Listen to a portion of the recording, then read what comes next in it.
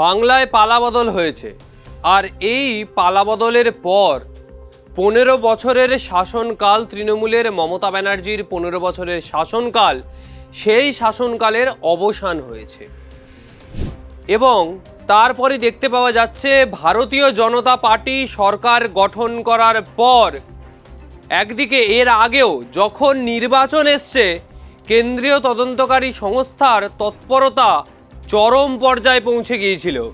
এবারও সেই ছবি দেখতে পাওয়া যাচ্ছে যখন ডবল ইঞ্জিন সরকার এই বাংলায়। কেন্দ্রীয় তদন্তকারীর সংস্থারা শুধু নয়, রাজ্য পুলিশ, সিআইডি সকলে মিলে একযোগে যেন এক মহাযজ্ঞে নেমে পড়েছে। একদিনে কলকাতা সহ প্রায় 10 জায়গায় এনফোর্সমেন্ট ডিরেক্টরেট বা ইডির তল্লাশি চলছে, যার মধ্যে অন্যতম নাম না বললেই নয়, মদন মিত্র ও লাভলি সহ বিভিন্ন বক্তব্য যার বিভিন্ন সময় ট্রেন্ডিংয়ে চলে এসছে। সেই মদন মিত্রর বাড়িতে এবার ইডির আধিকারিকরা তল্লাশি চলল। মদন মিত্রের বাড়িতে একাধিক জিজ্ঞাসাবাদ, মূলত পুরো নিয়োগ দুর্নীতি নিয়েই মদন মিত্রের সাথে এই দুর্নীতি জড়িয়ে সুজিত বোস, দেবাশিস কুমার, একাধিক তৃণমূলের নেতার নাম উঠেছিল। মূলত যেটা দেখতে পাওয়া যাচ্ছে, মমতা ব্যানার্জির সঙ্গে এতদিন যারা ওতপ্রোতভাবে জড়িয়ে ছিলেন, যারা তার অত্যন্ত ঘনিষ্ঠ মহলে ছিলেন, তারাই মূলত আজকে টার্গেটে রয়েছে। তাদেরকেই টার্গেট করে আজ এই নিয়োগ দুর্নীতি হোক বা অন্য কিছু, সেই তদন্ত চলছে। তারা কোথাও গিয়ে দুর্নীতিতে আপাদমস্তক ডুবে গিয়েছিল, যার জন্যই আজকে তারা ইডির র্যাডারে পড়ে গেছে। তবে বিভিন্ন সময় আপনারা দেখেছেন পার্থ চট্টোপাধ্যায়ের নাম উঠেছিল নিয়োগ দুর্নীতি নিয়ে, শিক্ষক নিয়োগ দুর্নীতি মামলায় তিনি টাকা নিয়েছেন, সেই অভিযোগ উঠেছিল। যদিও এখনো পর্যন্ত দোষী হিসাবে পার্থ চ্যাটার্জিকে প্রমাণ করা যায়নি যে তিনি দোষী, সেই অভিযোগ উঠেছে। অভিষেক বন্দ্যোপাধ্যায়, সুজিত বসু, একাধিক নেতৃত্বরা রয়েছে তৃণমূলের, যাদের বিরুদ্ধে টাকা নেওয়ার অভিযোগ। তবে এবার এখানেই প্রশ্ন, সবাই যদি টাকা নিত তাহলে মদন কেন সোনা নিত? মদন মিত্র কিন্তু টাকা নিতেন না কারোর থেকে, কোনো নিয়োগ হোক বা যাই হোক না কেন টাকা নিতেন না মদন মিত্র। মদন মিত্র সোনা নিতেন। কেন সোনা নিতেন? আজ ধরুন আপনি কাউকে বললেন এই কাজটা করে দেওয়ার জন্য বা আপনার চাকরি করে দেওয়ার জন্য, সেই নেতা আপনাকে বলল এত টাকা দিতে হবে তবে করব। আপনি টাকাটা দিলেন, কেউ তো আর ব্যাংকে নেবে না, সব লিকুইড ক্যাশ। টাকাটা নিয়ে টাকাটা কি করবে? সেই জায়গায় যদি আপনাকে বলা হয় আপনি হলমার্ক দেওয়া সোনা দেবেন, তাহলে আপনার কাজটা হবে। ফলে সরকারের খাতায় রেজিস্টারও থাকছে, সরকার জানতেও পারছে, তার বিলও থাকছে হলমার্ক দেওয়া, আর সেই সোনার বিপক্ষে আর কি বা করবে? ফলে মদন মিত্রের বিরুদ্ধে এই অভিযোগ উঠল, তিনি চাকরি দেওয়ার নাম করে টাকা নিতেন না, সোনা নিতেন। সেই সোনা পরবর্তী সময়ে ভাঙাতেও পারেন, কাউকে দিতেও পারেন, অনেক কিছুই রয়েছে। তবে টাকা, যদি এত টাকা জমা থাকে ঘরে, তাহলে তো ইডি আসবেই। সেই টাকাটা কি করবে, কিভাবে সেই টাকাটা রোল করবে, সেই চিন্তা কিন্তু মদন মিত্র আগেই ভাগিয়ে দিয়েছেন মাথা থেকে। মদন মিত্র টাকা নিতেন না, সোনা নিয়ে বিভিন্ন ক্ষেত্রে এই চাকরিগুলো তিনি দিতেন। সোনা এমন একটা জিনিস যার দাম প্রতিনিয়ত বাড়তেই থাকছে। আর ভারতের যা অর্থনীতির বাজার, এই মুহূর্তে প্রধানমন্ত্রী নিজেই বলছেন সোনা কিনবেন না, দেশের মানুষ সোনা কিনবেন না। কেন না, সোনার দাম বেড়ে যাচ্ছে তাই কিনবেন না। এদিকে ইথানল, পেট্রোলের মধ্যে এত শতাংশ ইথানল যে গাড়ির ইঞ্জিন খারাপ হয়ে যাচ্ছে, তার টাকা কে দেবে? কেন্দ্র সরকার। দিনের পর দিন এই ধরনের ভেজাল রাজনীতি দেশের বুকে চলে আসছে। একদিকে মদন মিত্র, সুজিত বোস, অভিষেক ব্যানার্জি, মমতা ব্যানার্জি, প্রত্যেকের নামে না হয় দুর্নীতি রয়েছে, তবে পেট্রোলে জালিয়াতি সেটা কে করছে?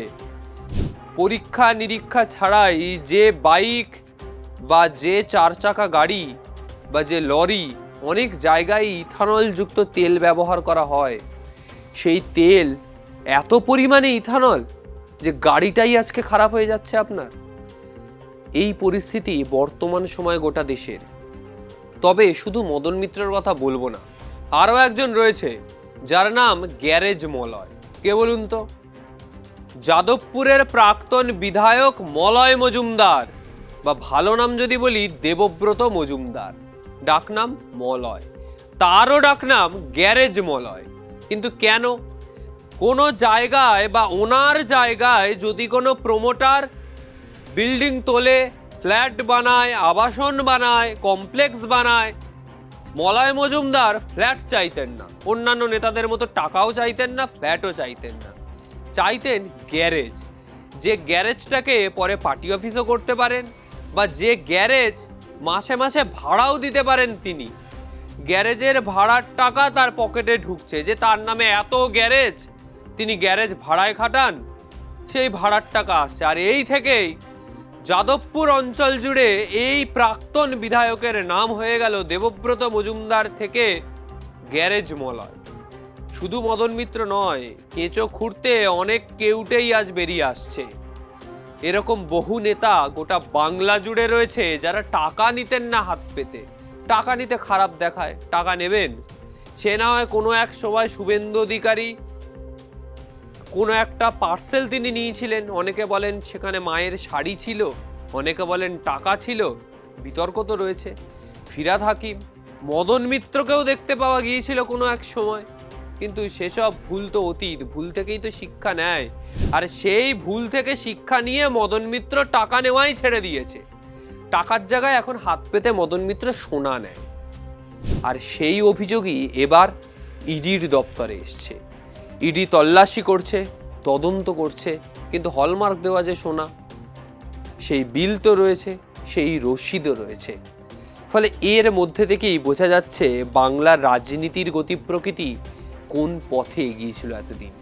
বাংলায় পরিবর্তন হয়েছে, বিজেপির কার্যত হানিমুন পিরিয়ড চলছে। এখন যাই করবে বিজেপি তাই ভালো, যাই করুক না কেন সেটাই ভালো। সময় এখনো অনেকটা বাকি, ফলে বোঝা যাবে আরও কিছুদিন যাক, তারপর বোঝা যাবে তৃণমূলের যে কটা বিজেপিতে ঢুকেছে সেই একই কালচার বিজেপির মধ্যেও চলছে কিনা। কারণ আমরা দেখেছি এর আগে, দিল্লি দেখেছি, উত্তরপ্রদেশ দেখেছি, দুর্নীতি অন্য পর্যায়ে। জ্ঞানেশ কুমারের মেয়ে জামাই হঠাৎ করে বদলি, হঠাৎ করে চাকরি, কি করে হয়? কে তদন্ত করবে জ্ঞানেশ কুমারের বিরুদ্ধে? অভিষেক ব্যানার্জির বিরুদ্ধে আজ না হয় ডিজে বাজানো নিয়ে আন্দোলন চলছে, কিন্তু অমিত শাহ উল্টা লটকা দেंगे তৃণমূল के सभी लीडर को, जो তৃণমূল करता है উল্টা লটকা देंगे। তাহলে ব্যবস্থা কে নেবে? জ্ঞানেশ কুমার নির্বাচন চলাকালীন, যখন নির্বাচনী বিধিনিষেধ চলছে, আচরণবিধি চলছে, চাইলে সেই সময় তো অভিষেক ব্যানার্জির বিরুদ্ধে মামলা করতে পারতেন, করেননি। কারণ অভিষেক ব্যানার্জির বিরুদ্ধে যদি মামলা করা হয় তাহলে কেঁচো খুঁড়তে যে কেউটে অমিত শাহ বেরিয়ে আসবে, সেই জন্য আন্দোলন করতে পারেননি, অভিযোগ করতে পারেননি হয়তো।